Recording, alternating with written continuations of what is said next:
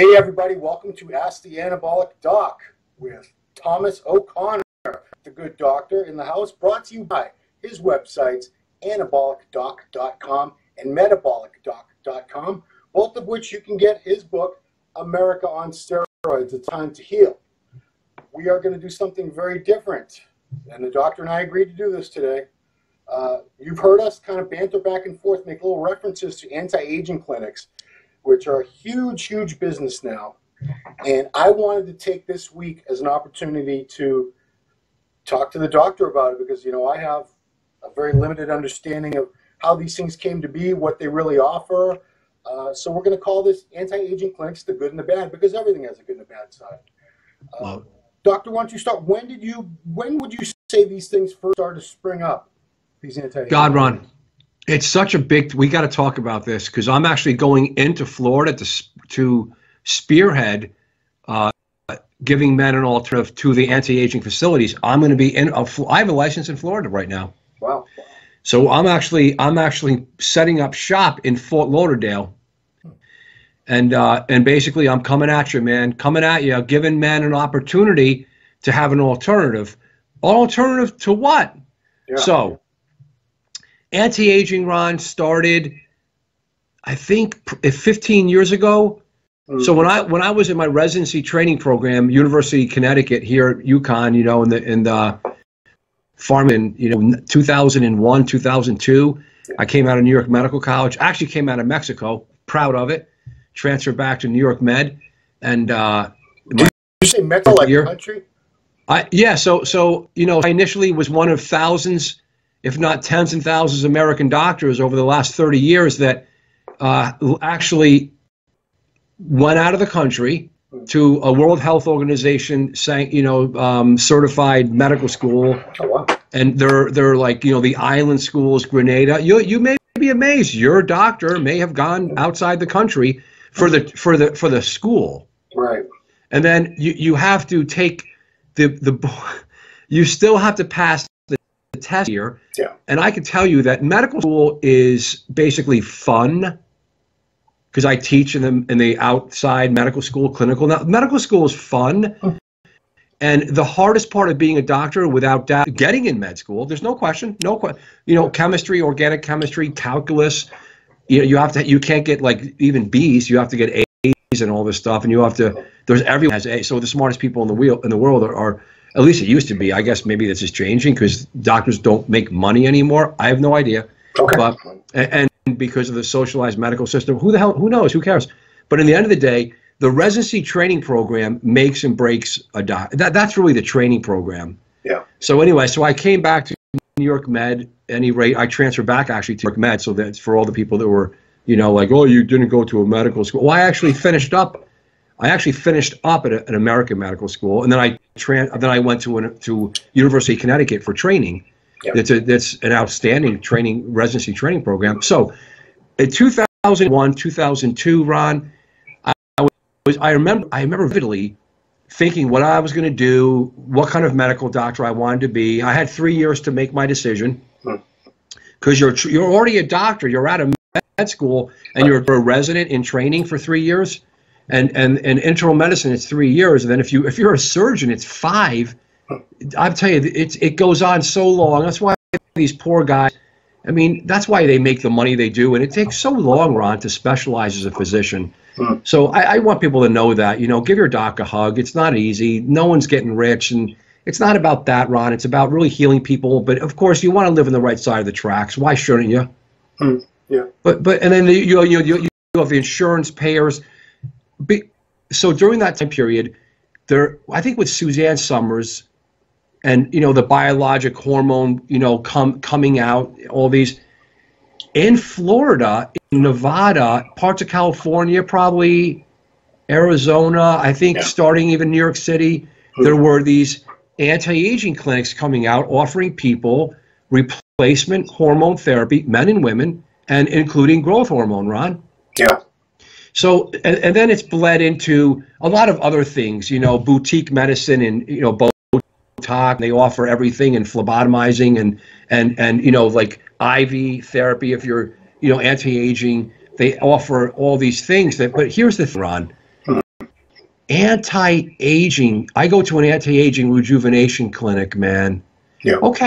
Okay, so let's talk about anti-aging, Ron. Should we talk about anti-aging?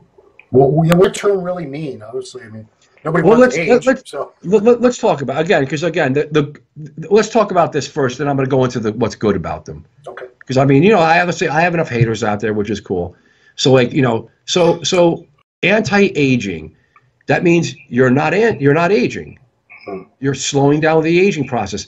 How do you age? How to age? You don't look. You're a good-looking guy. You're not. You're 40-something, 47. No, 49 Yeah, in September. you're not, thank you very much. 49. You don't. You didn't look like this when you were 19 or 29. You're slowly, steadily getting older. Yeah. So what happens? The cells age. They oxidize. What relates really to aging? Oh my God, Ron! No one knows. It's multifactorial. But they are what? People that are free of heart disease. They have diabetes. They don't have hypertension, bad cholesterol, diabetes. You know, all these issues. Correct? Yeah. So what kills you? Let's look at what kills you in America. Number one killer is heart disease. Yep. Yeah. So if you're going to start with not aging, my opinion is go after the cardiac risk factors aggressively. Yeah. So now the anti-aging places are giving hormones and growth hormone. Now, Ron, again, it's an opportunity for people that want to have these hormones. It's a place where they can get them. Yeah. Hopefully, they're getting them is ethically and is closely monitored as they can. So a doctor Yeah. really watches the bad things that can happen not only on those medicines, Ron, but to you anyway. So, but I can tell you this, the doctor, the anti-aging doctor and your doctor in Mass General or Brigham, they're probably not going to see eye to eye. I'm just saying. So that's the beginning of anti-aging. Growth hormone clinics and hormones for men and women, androgens and estrogens, Ron. Yeah. Because, I mean, you know, I'm guessing, I'm speculating here, but I think this is a pretty good guess, is that the demand for these places came about because, you know, TRT is now, HRT, TRT, it's definitely a lot more widespread. It's a lot more accepted. A lot more of the medical community is aware of the benefits, and there seems to be a lot less reticence to prescribe testosterone to people with a deficiency. But I think if you go back 10, especially 15 years, that was not the case. I think it was exceedingly difficult for a lot of people who had a legitimate need for these things, for replacement therapy. Their doctors were just afraid. They didn't want to touch it. And so they... Ron, Garrett, there it is. Supply and demand. And it takes you, because you're like, I'm a medical doctor, so I'm very myopic. I can't even like see. I don't. So you're right. So 15 years ago, and then now there's that bleeding edge of, were they steroid users? Were they looking for something that they needed? Like you said, did they need it? Or was it just like, you know what? The doctor down there at the time said, you know what? We could optimize your testosterone. Your doctor in New Jersey, Massachusetts, says, you're really not low, sir. Yeah. But the guy in Florida says, you know what? You don't have to be as low as he thinks. Yeah. Now, again, I'm in the middle. I don't put that down. The Endocrine Society, and I'm not, I have to cite, Ron, all the evidence-based. So when doctors are watching this, people are watching this today, right now, they're going to say, O'Connor is citing evidence-based guidelines first. And then I'm not saying that I'm shoving it down your throat. I'm saying that's when we should look at where we've spent time and resources in evaluating what is low testosterone. And if you're 27 and your testosterone's 800, it should be 1,000. You're low T. You have low T, sir. You're 28. You have low T.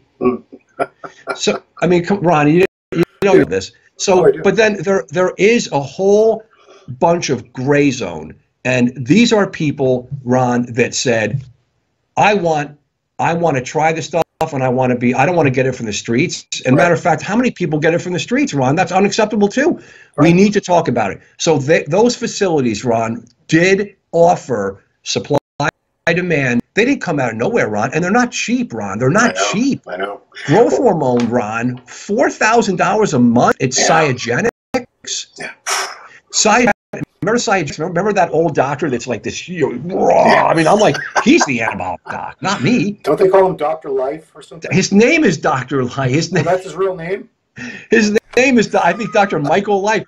And again, I'm not going to put him down. He's a super famous guy. He first started off on the in page in those pamphlets in the flights when you were on a plane in American and Delta Airlines. He was this guy, I think he's crash and burn since, unfortunately. But the company Cyagenics, a multiple freaking $1 million place selling growth hormone. Yeah. Look, who am I to say? I picked up a lot of his patients though, and I can tell you this: they don't focus on the boring stuff like heart attacks. Just gonna get you jacked, right? I'm so sorry to say it for all the guys who really think I'm a very annoying guy. I guess I am pretty annoying because if you're going to live a long life, Ron, I love to have that. The right arm of doom. Every week. That's a little slower. It's a little. I want to point out that the doctor's not like Hellboy. For a while, I thought he only had one big arm, and that's the one always showing. That's it. And you know what? I mean, what am I going to tell you, Ron? I'm an old muscle guy, and my muscles are getting smaller because I like to be 190 pounds because I like to ride my bike better. I'm scared as shit, terrified of having a heart attack. Yeah. I just happen to be scared of a heart attack. I don't know. I guess I see too many patients that have heart attacks. Anti-aging places started. You are right. They gave an opportunity for people to get what they wanted, and they got it. And they still get it today. What else, Ron? So how do you see anti-aging places today? Well, this is I don't know if they've changed a great deal, and if there's a big difference. Some of them are more in line with what you would not approve of, or more in line with standard medical practice. Because, like, for one thing, I'm pretty certain that to prescribe a patient a drug, anything like that, you're supposed to physically examine the patient, correct? Ron, let's get into this, Ron. Let's make it real good today, buddy. So, yes. Let me give you an example. I inquired it had to be almost 10 years ago now, before I went to see Morgenthaler, before I went to see a legitimate doc, a buddy of mine was getting all kinds of drugs from someplace in Florida. It was an anti-aging clinic. And he showed me, pulled out of his gym bag one time, he had a printout. It was a menu. It was like a whole page, tiny print, this long, 50 different steroids, growth hormone, there was fat burners in there. It was a drug. It was a menu like a steroid dealer would have, except this was all, the prices were much higher than what normally I would see on the street. Like a bottle of test was like $180 or something. And, But anyway, he was happy because he was getting the stuff and it was legitimate. He knew it wasn't, the test was test, the DECA was DECA, and it was 200 milligrams. It was what it was supposed to be. Yeah. And he had a little prescription for it. So if anything ever happened, this is a guy that, he's a white-collar guy with a very prestigious job. He didn't want to get in any trouble, so he was very satisfied with the way this was going. So I contacted him and I said, okay, I'm going to get some good legal drugs too. So, I did a phone consultation, and they directed me to their website. I filled out a questionnaire, like a medical questionnaire on their website, submitted it, and the next thing was I was supposed to go to like a Quest Diagnostics, give a blood sample, and they were going to fax that to Florida. But at no point was an actual doctor going to be in front of me examining me. And I was still, like my buddy, he continues. That was 10 years ago. He still to this day gets all his stuff from that place in Florida. Wow. He's never been there. No physician has ever examined him. I don't know. And, I don't know if there are some anti-aging clinics that are a lot more legitimate. Am I using the right terminology here, where they actually do force you? I think a lot. So let's go into the details here. Here's the dirt on it. Yeah. So that was going on years ago, and then I know that because the state of Florida, DPH, Department of Public Health, and then the Fed, so on and so forth, put pressure on it, rightly so. And then they said, hey, you know what? You got to come in. So people, and then that was like, so guys had to go in, and that was a couple years ago. And now, once again, Just call it. I'll take a bottle of test. Give me some Rinstall lollipops, and give. I mean, I don't know, Ron. It's happening again. Yeah. Look, Ron. Again, I'm going to probably end up getting some pressure on me for this. And what am I going to say? I don't really. I'm a solo. Soul wolf. It sounds like. It's like I really don't. It's not cool. Who doesn't? I find out that people that come to me after anti-aging clinics for a couple of years, or not a lot of guys coming in for a second opinion. They've got the drugs from the place. Right. It was mailed up. They were never seen, and they come to me for a second opinion. And I don't know, Ron.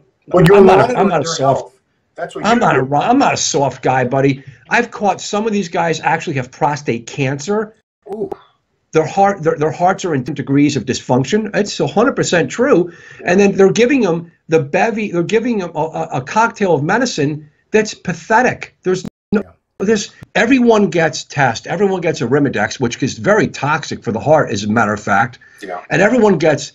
It's a concoction of the anti-aging usual gear. That some of the stuff is actually legit for using for men. Right. That are on replacement testosterone, but Jesus Christ, it's got to be dialed in prescribed man per man, and you got to really know how to use the stuff. And it's like, because tamoxifen can be used. I'm weaning a guy off some steroids right now. We're using HCG and tamoxifen. He's a very happy guy. He walked out today very happy. He's been on steroids for a couple of years. I mean, and this is what him and I came up with together. That he's tried to just stop steroids. White knuckling it, Doc, I can't do it, but I don't want to be. He goes, Doc, I don't want to be on testosterone anymore. I'm 35 years old. I really just want to. I've been on for like 7 or 8 years. I'm going to try to come off, Doc. Lower T. Let's give some HCG. I'm doing a modified form of Llewellyn's post-cycle therapy. And in the end, we're going to give him a little bit. We're going to give him 10 milligrams twice a day of tamoxifen. We have about a month planned out, and I've already checked his labs. I've already done a full exam on the guy. He's right on. He's right under my goddamn wing. And you know what? And then I'm going to stay in touch with this guy when he goes back to his state. And when he emails me, I freaking email him back within half a day. Yeah. Ron, this is where it should be done. Men should be seen. They should be evaluated very thoroughly, and then you need to give them proper therapy and treatment. And if a guy has 800 level testosterone when he's 23 and he's never touched a steroid in his life, I'm not giving the guy testosterone. He can go somewhere else. My business is so booming because there's millions of men walking around giving themselves testosterone. Sure. So I have a waiting list because those men, I find out, are tired of just getting gear mailed to them. Mm-hmm. They don't run. They're not. These are not idiots. Well, see, this is where I wonder if as someone who has a legitimate practice and you do care for your patients and you monitor them and you're very concerned with their health, does it bother you that I've talked to so many guys and they say, I'm on TRT. And I go, oh, really? What are you on? And they write this whole laundry list of drugs. I go, oh, okay, you're at some anti-aging place. You're on 2 grams of gear a week. That's not TRT. No doctor that I know of would prescribe a man. Well, you can't. 1,000 or 2,000 milligrams of steroids a week. So he can get guys come to me. They know what I do. They know what guys come and kick the tires. I do an hour consult. Everyone starts with an hour consult. You know why? I learned years ago. Because if a guy pays up front, and then he comes in to see me, and then I end up saying I don't feel comfortable like giving. We're not good. We end up not agreeing with we don't agree with what I want to give and what I would do and what he wants. So I end up giving the money back. So it's just stupid. So I said, look, this has been going on for 5 years now. Everyone pays an hour consult. I bleed out the eyes for these guys. 100% men. If they're really concerned and they want my opinion, this is all I do. And then I tell them you don't need anything. Maybe you have depression, or maybe your thyroid, or maybe you have heart. I do an assessment. I love doing it because I love the challenge. Yeah. I love seeing new patients. I never want to stop seeing new patients. And then we make a decision. And I always am there, Ron, for them. I get along with all these men, and it's like this, sir. Do you understand this? Let me explain it to you. I don't care if it takes freaking 2 hours. Everyone knows I'm insane. Here's exactly what is happening to you. Do you understand? And I'm never a douchebag. Do you understand, sir? Let me explain it to you. Let me show it to you. The wife is in the room. The mother's in the room. The lover is in the room. And I say, this is what it is, please. And then here's the plan. Here's what I recommend for you. And here's what I feel comfortable doing. Ron, every day I get 1 or 2 new patients a day. I've never been happier. Open up a second practice. That's why we're going to Florida, and I'm training a doctor. So, Ron, it's a beautiful thing. People have been doing things for 15 years now with hormones, from themselves to anti-aging. Ron, but let me tell you one good about anti-aging. Sure. So they have provided people with therapies that they've wanted. Yeah. And sometimes, unfortunately, those therapies were not good for them, and they've gotten hurt with them. And I don't care if it's hair loss, gynecomastia, or a heart attack, infertility, prostate cancer, enlarged prostate. These are all the medical issues from testosterone and androgens. Growth hormone is a whole different deal. We don't even really know about growth hormone. It looks kind of benign, and everyone worries that if you're on it long enough, if you have a dormant cancer, is it going to stimulate that cancer? Ron, I'm not a rich guy. When I get rich, though, Ron, if I do get rich, which I really could care less because I love my life today and it's a humble life. Yeah. If I could afford $4,000 a month for Lilly or the real Pfizer growth hormone, buddy, I don't know that I would. You don't really love it, Ron. I'm straight up in your face, honest. I'm scared to do it. You know why, Ron? I don't know why. I don't want to fucking get cancer. So, do you think, what kind of evidence is there? Is it just anecdotal? There's none. It's anecdotal. We don't know. And I'm talking completely from just going like this. But I've told you, I've had a bunch of guys that people have cancer. Right. So I've had guys come in and they've been crying buckets of tears. They have lymphoma and leukemia and other kinds of cancers, small bowel cancers, some common, some rare, colon cancer. And they say, Doc, I did this to myself. I said, wait. Let's go to the oncologist, say, for an example, and again, it's my same story I tell. I'm very boring. The guy, I go to the Dana-Farber. There's guys in Dana-Farber, and there's guys Sloan Kettering, New York City, and Boston. And I call the doc up, this is years ago, and I ask him, these are smart guys, did this guy give himself cancer? And you know what the doctor said to me? We have no idea. See, if growth hormone is a cancer-causing agent, it should be epidemic in the competitive physique world because it is so widespread. I mean, I'm going to get in trouble. I get in trouble for spilling the beans on this stuff sometimes. But no, you're not. You're not in trouble. It's all politically correct to come out now. All top bodybuilders are on growth hormone. Maybe there's a couple that aren't. So let's just say almost all of them are. Other divisions, even the figure girls that I talk to, they're on growth hormone. There are so many thousands and thousands of professional and amateur competitors and people that don't even compete. They just want to look good. Growth hormone use is so widespread. I don't know why we're not, how long does it take to incubate and cause cancer? 10 years, 20 years? So, Ron, you said it. Who are these people, Ron? They're all young. Yeah. They're young. So the question is, it appears, but can you imagine this is a study? Look at all these thousands of people. We're just looking at them and they're walking around okay. What if they disappear and they have cancer? You don't see them. People do get cancer. So we don't know. But when you're young, you could do anything. This is my thought. When you're young, you could all the steroids. It's very rare to have a heart attack on steroids. Look at all the pros. True. It's actually very rare. So, but now what happened? Who comes in office? But that's a selection bias because they're coming to me because. But would those guys have had a heart attack anyway? Ron, that's why I'm saying we don't know. We need to study this.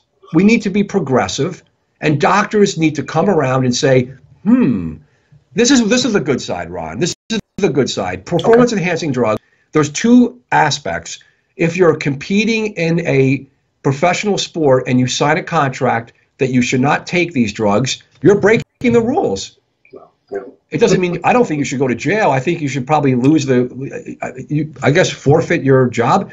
But if you're just like guys like us, or those women and those men that are millions of them that are just doing something for personal reasons, we are failing these people by not fully evaluating what these agents are for them. So I got to ask I know a big appeal, a big draw for these anti-aging clinics for a lot of guys I know is growth hormone, because they want, there's so much counterfeit growth hormone in it.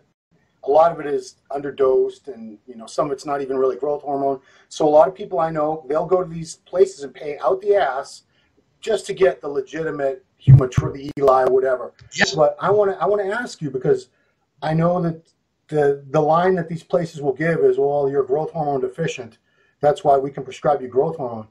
Is that even a legitimate thing? Because it's not, though, Ron. I've looked into this. Only like dwarf children are prescribed this. Is there any other legitimate? There is not. I said, it seems like the same thing with Drake, because I know this is a great question. Many people have asked me, but beyond the dwarf, beyond the small stature pediatric child, which is the most common use for this thing in America, I assume. Beyond it is if you have a trauma to your head and you have what's called pan-hypopituitaryism. Okay. And your pituitary gland is out. And part of it being out is growth hormone. So, and I've seen patients with it. I've never prescribed it because I'm not an endocrinologist that does that. But the endocrinology guys, I've had patients that I've seen gonadotropin. I'm like, wow. But it's some like little old lady. It's some like lady who doesn't even, unless she's not using it the right way. So she's just using it for medical purpose. She has no idea what it's even abused for. Right. So this is a person that had a trauma or had a cancer in the pituitary or the brain, a central nervous system cancer, and she had a surgical issue, and here we are. So now the thing that they're trying to, the whole patients also, I hate to interrupt, but do HIV patients also get it prescribed? Oh my God, of course, I forgot that, Ron. Yeah. So you're right, HIV. So that's been around for AIDS. It's not HIV. You have to have legitimate AIDS. Okay. So HIV has to, and again, I'm not an expert in infectious disease. I don't take care of these unfortunate people. Right. AIDS, when HIV turns to AIDS, and you have cachexia and you're wasting, they look like they have cancer. Right. That's a legitimate use for steroid. They give steroids, and they give these AIDS patients. That's what you hear in the streets, where the bodybuilders in LA, they're getting it from the poor guy down the road. Right. So it's like, and again, I'm just reporting it like you. I'm just a reporter. I'm not saying that that's happening to I don't know any studies of how legitimate that is. It seems like everyone's getting it from that poor guy who has AIDS. I'm kind of worrying. What about the poor guy with AIDS? Doesn't he need his growth hormone? Get it. He's dead now. Yeah. Who's filling the script? How's he filling the script? Because he died from AIDS. Look, so beyond that, you have this thing. You have this controversial farce called adult human deficiency growth hormone deficiency syndrome. Sounds legit. And supposedly, and again, Ron, millions of people have asked, thousands of patients have asked, Doc, I have a guy in New York that he coded it like this. I swear it got paid for, Doc. The insurance was paying $4,000. Really? I'm not saying it's a lie. Right. I'm saying it's not for me. I would never even try to even get this through. It's insane to the insurance companies. That would be I just think it's insane. Yeah. But they supposedly inject arginine. I'm not an endocrinologist for this stuff. I'm too busy with steroids and heart failure and heart disease right now. Right. I know what I know what I don't. They're injecting arginine, and supposedly you don't get this proper pulse bump of growth, and therefore the criteria has indicated that you have a deficiency of growth hormone. Clever. There is some clever stuff. And supposedly I've had guys here in New York, I'm in Connecticut, in the middle between here and you in Boston. Yeah. I swear in the last 5 years, I've had a bunch of guys coming in from a clinic, and that clinic is closed now. So you could think of what happened. There's an anti-clinic in New York. What I want to get to is, you're tightly regulated. I mean, what government agency regulates you? Who does Department of Public Health, State of Connecticut. Okay. They have a controlled drug division, and they have DPH. Okay, so is every state has their own Department of Public Health, right? Yeah. Yes. Okay. How are these anti-aging clinics getting on radar and not Ron, shut down? That's my question. I don't want to get shot, Ron. I don't want to get shot. Nobody wants to get shot. We love everybody. Okay. Everyone loves me. Everyone loves me. Ron, I mean, you know what? Someone told me, I won't say who, a pretty influential person said, let's just call it this. Let's just look at it this way, Doc. The state of Florida sees it in a different light. Okay. Well, I mean, I know every state. I mean, look, Nevada has legal prostitution and gambling, and you can walk around with a gun on you. And, all states have their own idiosyncrasies. But I'm just saying, maybe are they not doing anything technically illegal? Is that it? Maybe I'm just assuming. Ron, so you're right. This is a good. Wow, this is a great show. They're prescribing growth hormone off-label. Okay. A doctor is allowed to prescribe any drug, technically, off-label. The FDA gives a label, which means that's if you look up in your if you look up, let me get it out. If you get, this is my little, I use the electronic ones, right? Yeah. This is a pharmacopoeia, right? Yeah. This is called Taraskin's 2016 Classic Shirt Pocket Edition. Oh boy, it fits right in your shirt pocket there too. Yeah, and this is a little, and this is so, and everything we use now, it's all digital now, right? Yeah. So if you look up testosterone right now, it's going to say androgens, testosterone cypionate, androgel, testopel. It's going to say for men over the age of 18 that have signs and symptoms of hypogonadism. And that's it. Now, Ron, that is how I prescribe testosterone to my patients. So this is what it is, but now that is the label. Right. That's the technical federal labeling for testosterone. Okay. Now, you could use testosterone. This is not saying I do. I don't. Right. You could use testosterone off-label for depression. You could use it for sexual function. Sure. You could use it for, now, if you're a good doctor, you have to, some doctors feel that apparently that they want to use growth hormone off-label because these people are suffering from a deficiency syndrome. In all honesty, I just don't do it. So if anyone wants growth hormone, don't even come to me because I'm not there. Right. If you're on steroids or testosterone and you want to stay on it and you want to talk about it and you want to check your heart, that's all I do. It's all I do. And if you want to be happy and horny and on T, that's my claim to fame. Right on. And not have a heart attack. That's all I'm doing. I'm focusing on a very tight subset. Men on testosterone, some on steroids, getting them clean, making sure they don't get hurt, listening to them, and then doing what's right for them. And in the end, you're on testosterone. There's no one better than me to watch you closely and manage you. Right on. That's my business, bro. That's a great business, and I'm going to take over the whole country and the whole world. That's my whole plan. Doctors upon doctors, because that to me is proper, ethical, and there's a huge market and a need. Yeah. So has there, I don't follow, and I don't know if you follow this very closely at all, but has there been any widespread movement by these regulatory agencies to investigate these places? No. Is there any concern? That, no, not that I know of. I don't know. Operation Juice Box? That's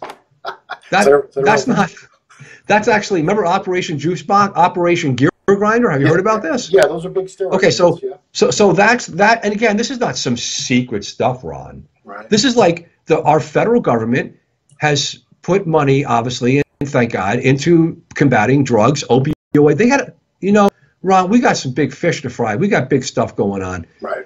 Anabolic steroid use, in my opinion, is a huge animal in this country, and I'm glad that our government, including the state governments, are not earmarking millions upon millions of dollars going after people that are using steroids. Yeah. You know, that's a good thing, Ron, because you know what? First of all, the money they have for the drug war needs to go after understanding what it is and opioids and methamphetamine. Right. I mean, thank you. I mean, who's arguing? The bodies are piling up from the opioid epidemic. Obviously, I think everybody knows somebody who knows somebody that's lost a friend or a family member. Methamphetamine. I'm a doctor. Methamphetamine and opioids has already destroyed this country. It's destroying. It's already destroyed. And don't blame doctors. We're in this thing together. It's a whole thing. But and are they going to put a wall up and stop the drugs? I mean, oh my Lord, we have to really put ourselves together, and we have to put ourselves together as a team, as a country, and say, doctors, people, me, you, and say, we have children. What are we doing with these drugs? And hold on, I'm the guy representing steroid users, but I mean, I'll agree that opioid users are going to take precedent over steroid users, Ron. Rightfully so. Don't you agree? Oh, and rightfully so. Yeah. I mean, if you watch, there's any number of TV shows I've seen with it's chilling to see how many people you would never even expect to become drug addicts, and within a span of a few months, they go from a regular happy-go-lucky successful member of society to dead in a gutter somewhere or in some seedy apartment. You know, Ron, if you talk to, I take care of a lot of great cops. If you talk to any cop in this country, mainly the guys in the municipalities, right? These guys will tell you, Ron, some of these towns, cities, they're seeing 1 or more deaths per night.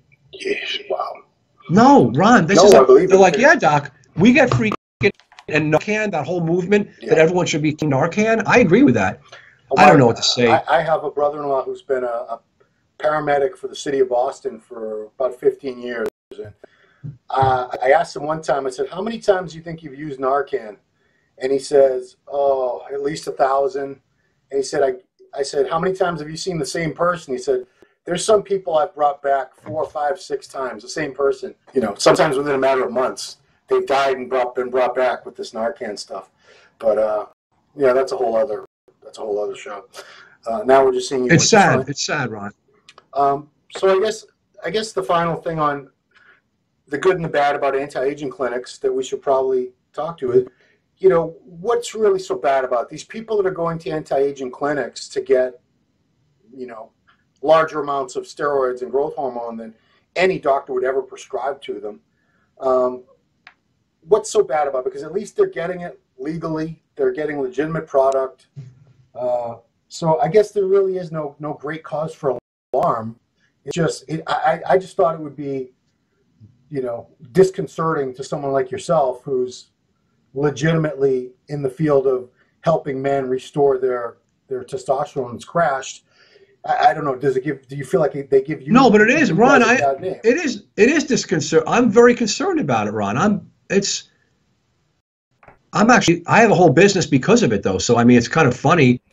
I'm giving people an opportunity to come in. I find out that at a certain point, these men don't want those doses and all that garbage, and they don't want to have a heart attack. Okay. So it's like I am completely, Ron, 100% against it. And I can't obtain a license and say you should put 23-year-old men on testosterone. That's not. I see a lot of men coming to me in their 30s saying, you know what, Doc, I wish I never went on testosterone in my life and steroids. Yeah. So, Ron, I mean, but again, you know, you have this whole thing. People have, you know, they actually don't have a right to do it because these are illegal drugs, right? So they actually don't have a right to do it. Right. I mean, this is like my lawyer here, like help me, you know, on my shoulder. They actually don't have a right to do it, but they have the freedom of being in America where they can certainly do a lot of things and hopefully personally make the right choices. And some of them make the wrong choices they may regret. Yeah. Okay.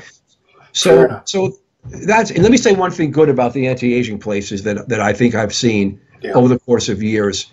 You know, the way they've dosed testosterone, on those small intermediate doses versus the big boluses that the guy down the road may give. Yeah. Okay, so that's good. So they give these little small doses so it doesn't go up and down. And they have been good, Ron, on listening to patients and trying to really hear them as far as, because in the end, if it's sex, if it's for sexual purpose and feeling these men do come to me and say, Doc, it was really helpful for me because it really did help me. And they didn't, they kind of let me buy whatever I wanted to buy, which was kind of funny to them. Yeah. And then when the red blood cells go up and the guy may have had a heart attack or might have had his prostate enlarged and he might have had a problem peeing where he had to go to the hospital and get his prostate bored out. So, these are fun things. And they're from testosterone. They're from derivatives of testosterone. It happens. Yeah. So, they're like, I wish I wasn't allowed to get, Rob, we're funny. On one hand, we want to be free and do whatever we want. And the other hand, we want to be regulated. Yeah. I don't. But I mean, so I guess, but you could make the argument these guys were going to get steroids somewhere anyway. They were going to use whatever amounts they were going to use. They do. Yeah, they do. These guys just went a more legitimate route to a legitimate business with a business license and a location, and weren't getting it from Joe the juice dealer in the locker room. And they do, Ron. They do. Here's another good piece. Compared to the guy that never checks blood work, who's doing just steroids from the underground. Yeah. These, at least, there are labs being done. Wow. And you're right, though. The interesting piece is guys finally come into me, and I get the labs from, like, the Fort Lauderdale or the West Palm. It's fun. And I see the labs, and I go, let me see the labs from the last 3 years. And I look at the labs, and I go, did you know that your red blood cells, your hematocrit's been 58% for like 2 years? And your HDL is like 19, and all in your liver, blah, blah, blah, blah. And they go, no, I finally looked at that, Doc. No, Ron, they don't say, a lot of them don't notify. I don't think they know what they're doing. I know they know it. They don't know what they're. So you're saying that they're making these guys get the blood work done, but not evaluating the blood work. They don't address it. Huh. They do, and then you know what happens? The primary care doctor, because they have an annual physical. Yeah. He sees the red blood cells, and I just saw a guy last week. He did have a heart attack, and the cardiologist is trying so hard to understand why his HDL is 19, and because this guy is on a huge doses of Arimidex and testosterone and decadorablin. And the guy actually asked me, Doc, please, can you call he loves his cardiologist. He's a very nice man in New Jersey. Both men, their cardiology is a New Jersey guy. And he goes, Doc, can you please do me a favor? I feel so bad. Can you call up my cardiologist and please ask him to forgive me? Because this cardiologist is trying to get his head around why this man has an HDL of 19 and his hematocrit is elevated. And he was just about to send him to other doctors. But as far as the lipid goes, the cardiologist is thinking, wait a minute, I'm a lipid expert. Who am I going to send him to? A lipidologist? I'm a cardiologist. And now I haven't called the guy. It was last week. I need to call this cardiologist yet. Yeah. And when I call him, the cardiology guy is going to be, it's going to be like, wow. He's going to be like, thank you, Dr. O'Connor. Who the hell's Dr. O'Connor? And the guy will call the guy when he finally sees his patient. Yeah. He may or may not fire that patient. Wow. For withholding all that information. It's not a good taste in the mouth. Yeah. You got to be honest. You want to tell your doctor. You should. So these patients have two lives. They have a clinic in Florida and they have a regular doctor in Boston. And there's a complete discrepancy and there's a complete divide between these two physicians. I mean, that's on the patient because, you'd think if you had any regard for your personal health, you would divulge all that information. Your doctor, I imagine doctor's not going to approve, but I think he would still treat you, because that's a doctor's job. He's going to treat you. And Ron, and Ron, there are guys right now watching this saying, wait a minute, I told my doctor.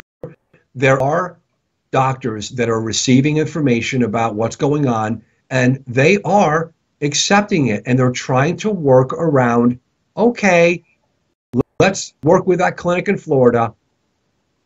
They're trying, Ron. There are doctors that are up in the Northeast. They're trying to accept, this is what you're doing. I don't know about it, so let's try to work around your hematocrit, your red blood cells, your kidney, your creatinine's elevated. Are you in kidney failure? I don't know. Let's go see a nephrologist. Yeah. Ron, it is, I'll tell you, it is a shit show because it's so complicated. This is why it's all I do. And I have to go through check boxes, kidney, liver, heart, prostate, red blood cells, sleep apnea. This is what I do. It's a lot of work. It's just a lot of work.